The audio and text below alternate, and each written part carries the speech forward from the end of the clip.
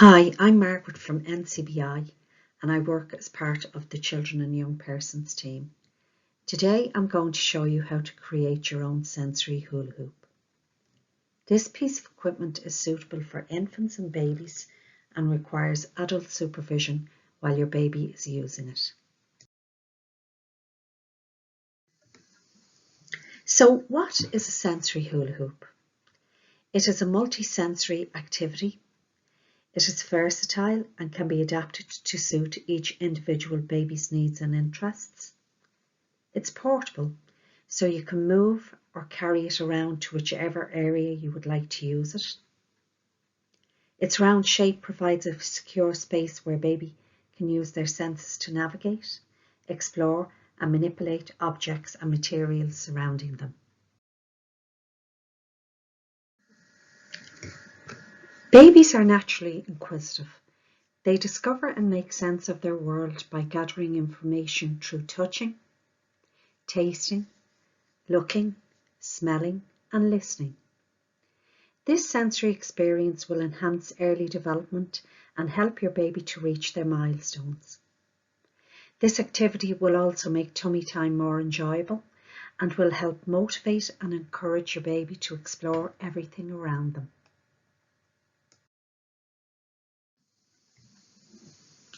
Babies are more likely to engage with objects and materials that are visually attractive. However, for babies with a vision impairment, this may be particularly difficult. Here are some key points to consider when choosing and selecting materials for your hula hoop. Young babies love to look at high contrasting patterns that stand out. They help baby develop their ability to focus their attention, which enhances their level of concentration. Black on white, white on black are particularly good for stimulating baby's vision. Visual stimulation helps train the eye muscles and brains to coordinate and function properly. Use materials in single bold block colours. As babies develop, they use colour as a visual cue to identify things. Don't put two objects of the same colour together, as this will cause difficulty in distinguishing between the two. Add holographic card or paper or sequenced materials, as this will give the illusion of movement when your baby touches and feels it. For a different effect, you could shine a light on the material. Use different colour lights, a flashing light or a continuous beam. Move the light around the material. Look and see if your baby is fixing and following or can track the light.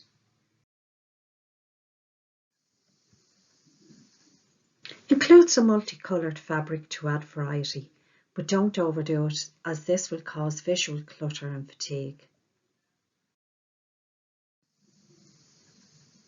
Firstly, you'll need a hula hoop. These can be found in your local toy store, newsagent, or ordered online by clicking the link below. They come in various sizes, so choose the one most suitable for the size of your child, bearing in mind the stage of development they are at. A pair of scissors for cutting and trimming material. You can attach items and fabric to your hula hoop with tape, glue, by tying or sewing them onto the hula hoop.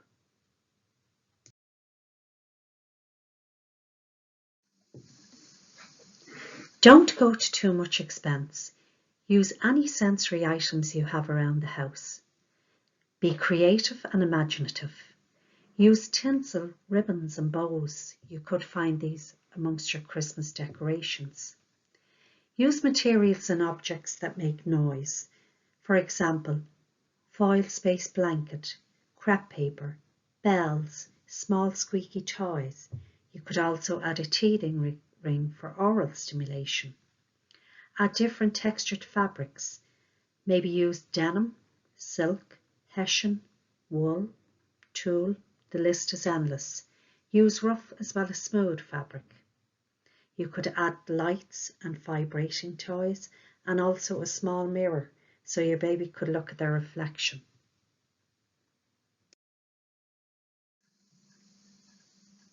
Considering safety.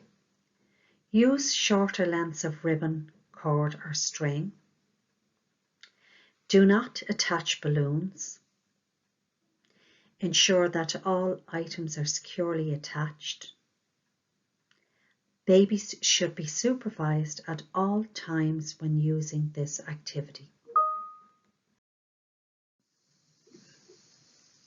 Specific challenges a baby with a vision impairment might have. Lack of motivation to engage with an activity because they cannot see the visual lures that attract a typically sighted child. Tactile and sound sensitivity. Difficulty tolerating textures and sounds. Babies with vision impairment may be reluctant to reach out to explore. They may be a little bit frightened as they don't have the visual information to let them know what they are reaching for.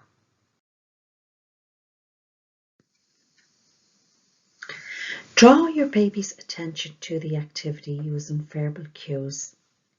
Use tone of voice and sing-song language.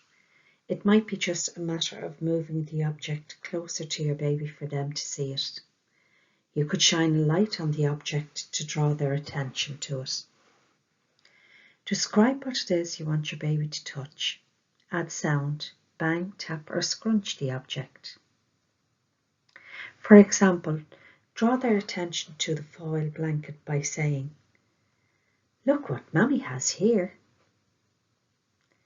Listen to the crinkling sound it makes. Wow, that feels nice. Would you like to feel it?" Notice how your baby responds and vocalizes. Give them time to process the information. Look out for body language, facial expression, subtle signs, stilling or changing in breathing patterns.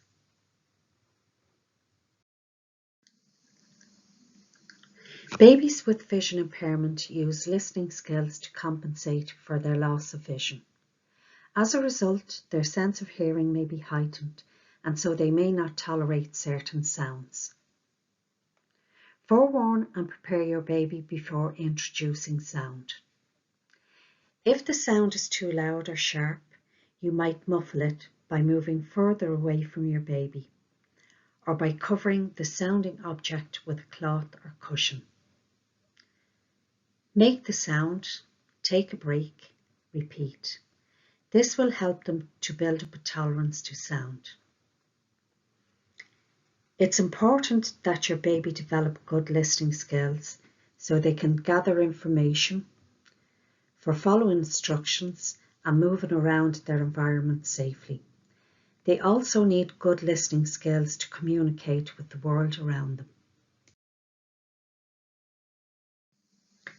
Encourage your baby to reach out in front of them by physically guiding them to the object. Always tell your baby what you're about to do. Initially, move the objects closer to baby and then gradually move them further away. This will encourage extended reach. Help your baby to explore the object.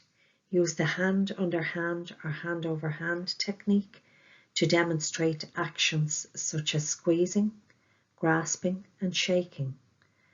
As your baby grows more confident, they will need less support and then become independent little learners.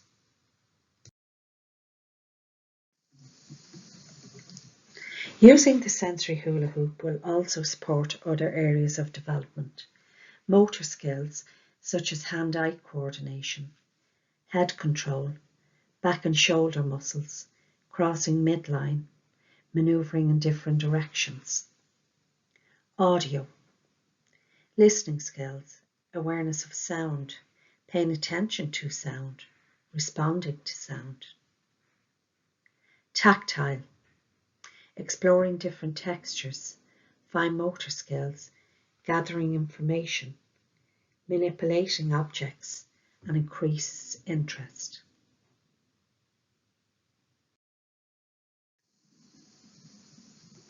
If you have any questions or would like more information on any of the content of this presentation, please contact me by email at margaret.buskey@ncbi.ie or call 1850 33 43 53. Thanks for listening, and I'd love to hear some of your ideas. Good luck.